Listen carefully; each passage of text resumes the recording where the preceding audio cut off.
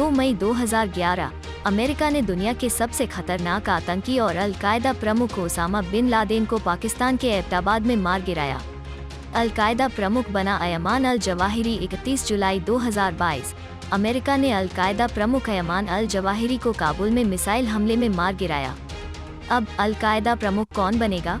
Washington DC के think tank middle east institute की report के मुताबिक अल-कायदा प्रमुख बनने की रेस में 4 नाम सामने आ रहे हैं।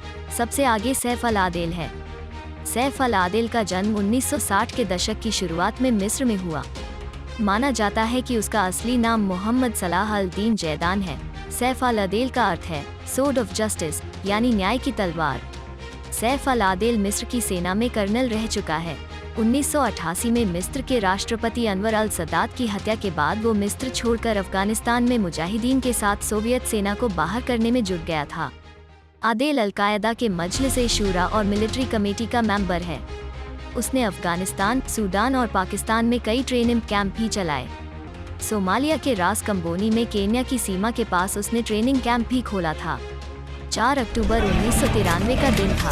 अमेरिकी रेंजर्स और सोमालिया में अल-कायदा से जुड़े मिलिशिया के बीच जबरदस्त युद्ध छिड़ा था। इस दौरान मिलिशिया लीडर जनरल आइदीद के लड़ाकों ने राजधानी मोगादिशु में 2 अमेरिकी हेलीकॉप्टर गिरा डाले। इसमें 18 अमेरिकी सैनिक मारे गए। इस दौरान अमेरिकी सैनिकों की लाशों के साथ भी क्रूरता की गई। लाशों को सड़कों पर घसीटा गया। इस घटना को ब्लैक हॉक डाउन के नाम से भी जाना जाता है। इस हमले का मास्टरमाइंड सैफ अल-आदिल ही था। 7 अगस्त 1998 को नैरोबी, केन्या और तंजानिया के दार एस सलाम में अमेरिकी दूतावासों के सामने एक साथ कई धमाके हुए। 224 लोग मारे गए, जिनमें 12 अमेरिकी थे।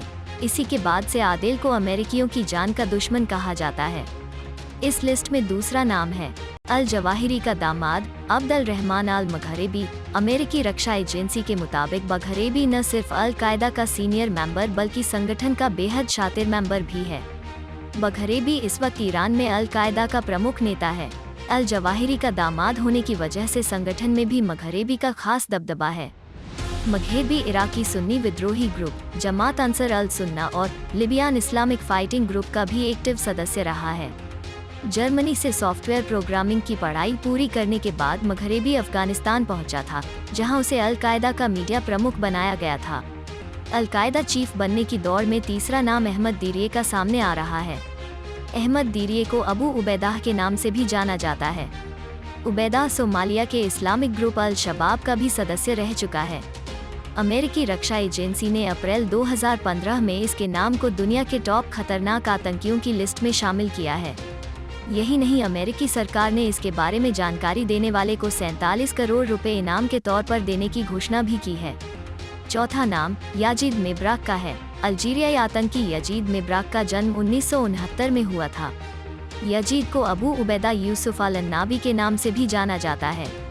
अल्जीरियाई इस्लामिक आतंकी समूह अल-कायदा इस्लामिक मघरेबी यानी AQIM का प्रमुख है। अमेरिका ने आतंकी यजीद मिब्राक पर 54 करोड़ रुपए का इनाम घोषित कर रखा है। यजीद को जवाहिरी का काफी खास सहयोगी माना जाता है। अब तो ये वक्त ही बताएगा कि कौन बनेगा आतंक का नया मुखिया। ऐसे ही खबरों से खुद को खबरदार रखें और देखते रहे द समरी।